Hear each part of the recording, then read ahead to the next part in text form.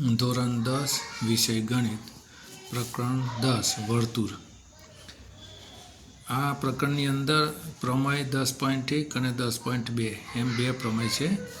અને આ બે પ્રમેય, આ બંને જે પ્રમેય છે એ બંને પ્રમેય વિભાગ સીમાં સ્ટાન્ડર્ડ ગણિત અથવા બેઝિક ગણિતની અંદર 3 ગુણમાં પૂછાય છે. તો ચલો આપણે જોઈએ કે પ્રમેય 10.1. તો સાબિત કરો કે વર્તુળના કોઈ બિંદુએ દોરેલ સ્પર્શક સ્પર્શ બિંદુમાંથી પસાર થતી ત્રિજ્યાને લંબ હોય છે. તો એના માટે આપણે આકૃતિ દોર્યું. અહીં વર્તુળ, તો કેન્દ્રિત વર્તુળ લીધું. કોઈ બિંદુએ એટલે વર્તુળનું કોઈ બિંદુ, એટલે આ પી બિંદુ એ વર્તુળનું બિંદુ છે. એમાંથી દોરેલો સ્પર્શક XY છે અને આ પી છે એ સ્પર્શ બિંદુ કહેવાય. અને આ સ્પર્શ બિંદુ અને કેન્દ્રને જોડતો આ રેખાખંડ બન્યો એ ત્રિજ્યા કહેવાય. તો આ ત્રિજ્યા OP એ XYને લંબ છે તેમ આપણે સાબિત કરવાનું છે. તેના માટે પહેલાં પક્ષ જોઈએ. તો પક્ષ જો અહીંથી અહીં સુધીનો આ પક્ષ ગણાય. વર્તુળના કોઈ બિંદુએ દોરેલો સ્પર્શક, પછી સાધ્ય અહીંથી ગણાય. સ્પર્શ બિંદુમાંથી પસાર થતી ત્રિજ્યાને લંબ હોય છે. કોણ હોય લંબ હોય છે? તો સ્પર્શક. તો આપણે પહેલાં આના આધારે લખીએ વર્તુળના કોઈ બિંદુએ દોરેલો સ્પર્શક, બરાબર. તો XY છે એ સ્પર્શક છે. તો XYથી શરૂઆત કરીએ. તો XY એ O કેન્દ્રવાળા વર્તુળને P બિંદુએ સ્પર્શતો સ્પર્શક છે. અથવા તો સ્પર્શતો છે એની જગ્યાએ દોરેલો લખો તો બી ચાલે, દોરેલો સ્પર્શક છે. તો XY એ O કેન્દ્રવાળા વર્તુળને P બિંદુએ દોરેલો સ્પર્શક છે. એટલે XY એ સ્પર્શક છે. હવે સાબિત કરવાનું છે તે સાધ્યમાં આવશે. જે સાબિત કરવાનું છે તે જે આ સ્પર્શક છે એ ત્રિજ્યાને લંબ છે. તો સ્પર્શક કોણ છે? XY. કોને લંબ છે? તો ત્રિજ્યાને, અથવા તો ત્રિજ્યા એ XYને લંબ છે. તો ત્રિજ્યા કઈ છે? OP. કોને લંબ છે? તો સ્પર્શક XYને. તો આપણે આ બતાવી દઈશું, લંબ માટે ચિહ્ન છે, બરાબર. હવે સાબિતી આપણે આપીએ. હવે સાબિતીમાં જુઓ આકૃતિની અંદર એક આ વધારાનું કામ છે.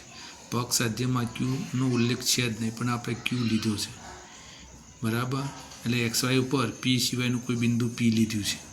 તે પહેલાં આપણે એનો ઉલ્લેખ કરી દઈએ, બરાબર. જે લીધું છે આ સાબિત કરવા માટે. તો લખીએ કે XY પર P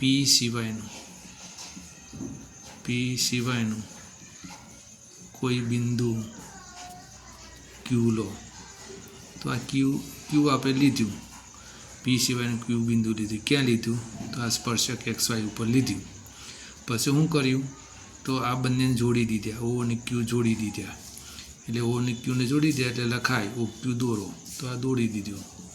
OQ દોરો, તો દોરી દીધું. હવે આ બિંદુ Q એ વર્તુળના બહારના ભાગમાં જ હોય, અંદર ના હોય, અથવા વર્તુળ પર ના હોય.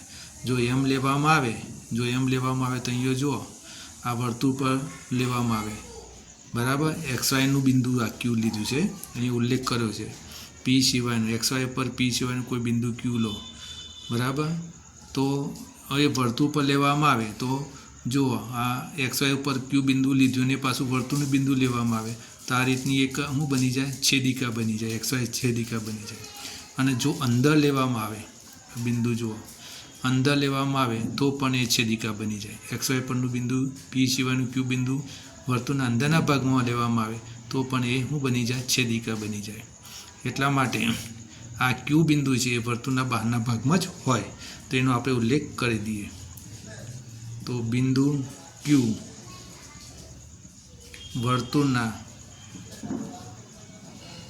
બહારના ભાગમાં જ હોય, હવે એનું કારણ બતાવી દઈએ. આ કારણ બતાવ્યા ને, આ બે કારણ બતાવ્યા, બરાબર. આ બે કારણ બતાવ્યા. કારણ કે જો તે એટલે Q બિંદુ વર્તુળના અંદરના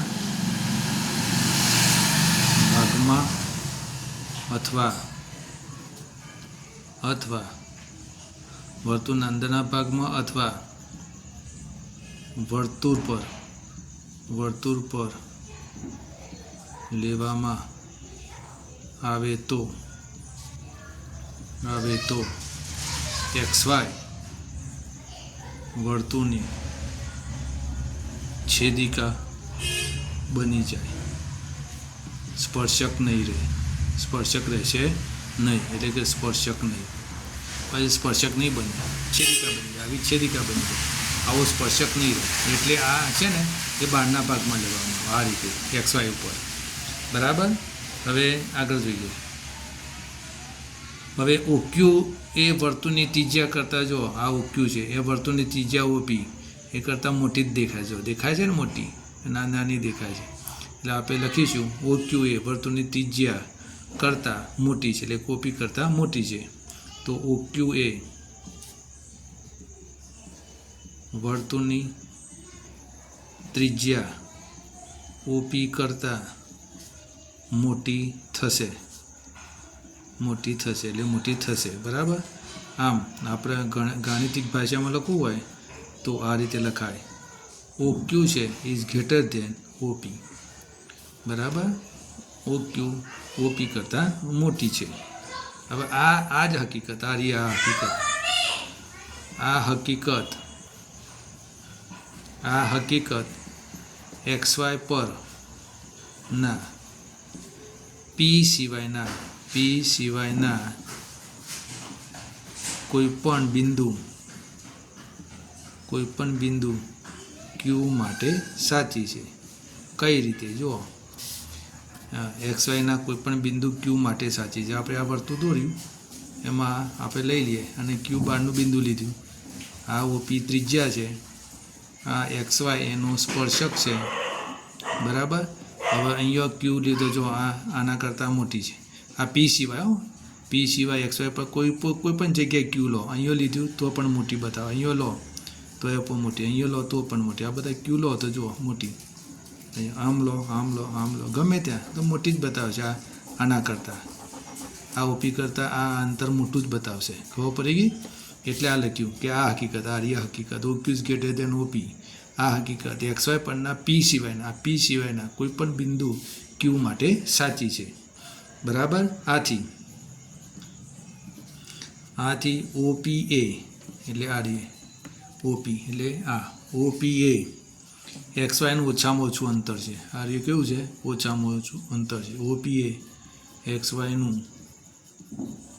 ઓછામાં ઓછું અંતર છે. આથી OPA ઓછામાં ઓછું અંતર હોય, બરાબર, ઓછામાં ઓછું અંતર હોય તો તે અંતર એ શું બનશે? XYને લંબ જ બનશે. બરાબર. આથી OPA એ સ્પર્શક XYને લંબ બનશે. માટે આપણે ગાણિતિક ભાષામાં લખ્યું હોય તો OP ઇઝ લંબ XY. બરાબર. તો આ રીતે પ્રમેયની સાબિતી થાય.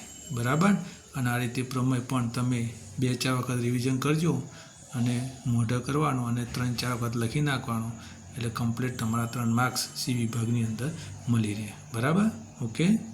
હા, ચલો તારે બીજો પ્રમેય આપણે કાલે એટલે કે 10.2 જોઈશું.